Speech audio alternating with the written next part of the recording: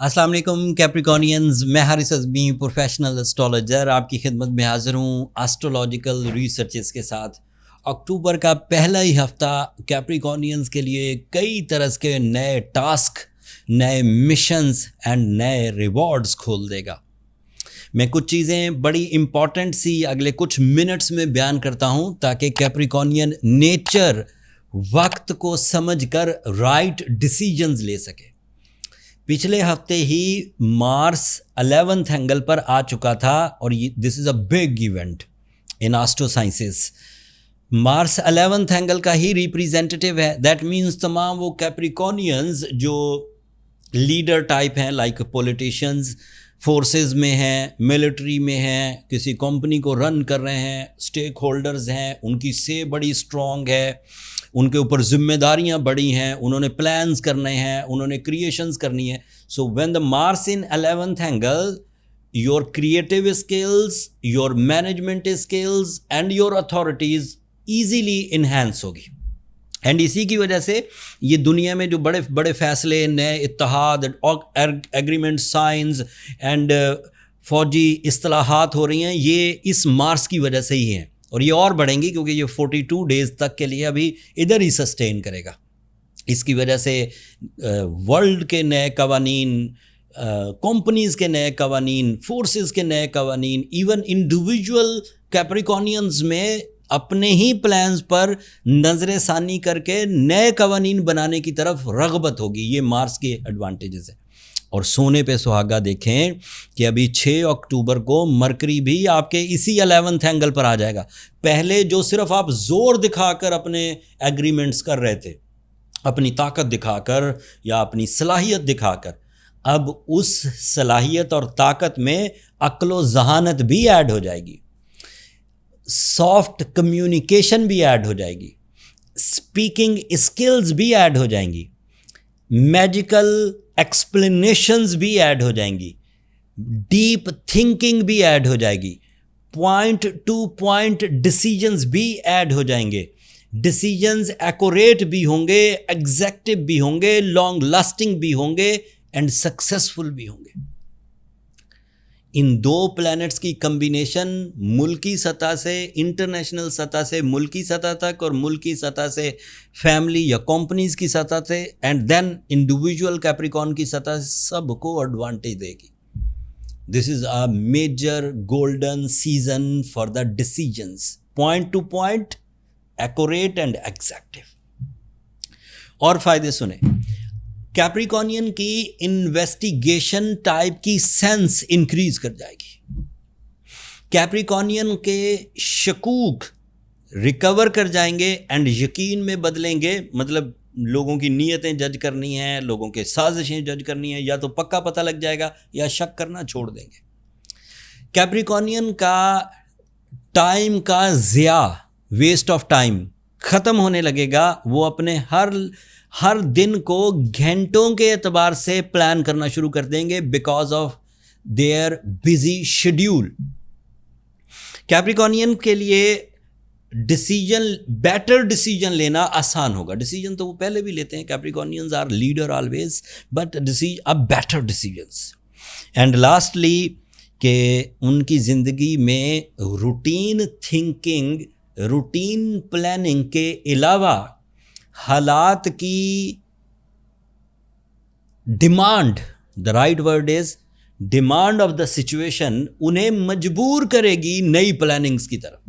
ऐसा नहीं कि वो प्लान करना चाहते हैं, ऐसा है कि नेचर उनसे प्लान करवाना चाहती है एंड उसे अपर लेयर ऑफ सक्सेसेस में लाना चाहती है। एंड ये दो चेंजेस आपके लिए काफ़ी कीमती होंगी। कुछ छोटी छोटी दीगर खबरें भी हैं, जैसे सूरज इस वक्त आपके कैरियर एंगल पर है एंड सन का कैरियर एंगल पर होना आपके सोर्स ऑफ इनकम को 60% स्टेबलाइज कर देगा। बेरोज़गार कैप्रिकॉनियंस, जो जर्नल एजेंडा वाले कैप्रिकॉनियन होते हैं, जिन्हें 2 वक्त की रोटी ही काफ़ी होती है, जिन्हें बस ज़िंदगी गुजारना है, वो भी बड़ी अच्छी फॉर्म में है। जो ज़रा सुपीरियर टाइप के कैप्रिकॉनियंस हैं, जिन्होंने मिशंस को परफॉर्म करना है, अपनी लेगेसी छोड़नी है, अपनी फैमिली को आगे वेलफेयर एंड सिक्योरिटी देनी है, उनके लिए भी सूरज अच्छी फॉर्म में है। And sun is always favourable for the new path, for the new courage, for the new discipline, and even Sun is creating some face value. Jupiter is in your 7th angle. You are okay for your family life, you are okay with your love life, you are okay with the business partnerships, and you are okay with the group activities.